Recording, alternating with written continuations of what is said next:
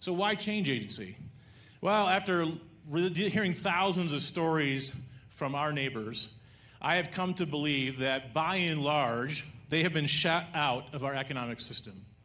You can look at the historic oppression that's taken place in our communities. In my very own neighborhood, you can actually follow a red line which shows where African Americans were not allowed to get bank loans, so they couldn't buy homes and build multi-generational wealth. Julie Stone, who's one of our Dolphins here tonight, told me that this study came out that in 1865, at the Emancipation Proclamation, black Americans owned 0.5% of the nation's wealth. And in 2020, they own 1.5% of the nation's wealth. 150 years, a growth of 1%. Can we say that's not okay? That's not okay. Can we say that louder, that that's not okay? That's not okay. All right, so we're going to change that one person at a time. Only 1 out of 5 neighbors in my neighborhood will actually graduate and complete a college degree in 6 years. I've also come to believe that higher ed, for the most part, for our neighbors is a predatory system, saddling them with debt, not providing the support that they need to actually participate in the economy. And I just had enough of it.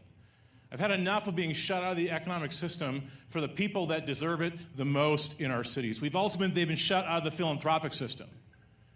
When you start a nonprofit, we always call it the scratch and claw phase. You borrow money and get gifts from your family and friends. But what if you ain't got an uncle who's got $5,000 to help you get started, right? That is this. I've seen so many great ideas in our neighborhood die on the rocks of a lack of capital, and it's just not okay.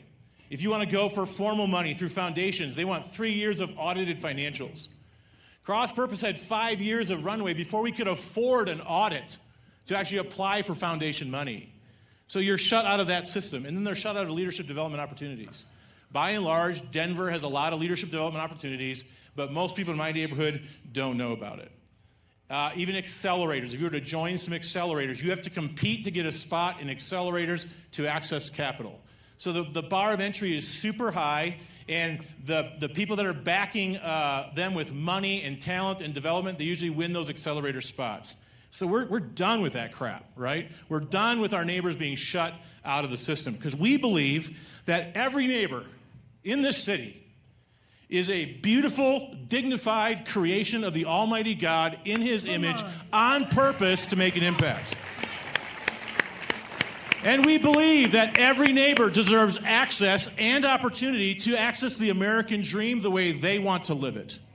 And we believe that the way it's going to happen is by neighbor loving neighbor, by you sitting here tonight and loving on some people.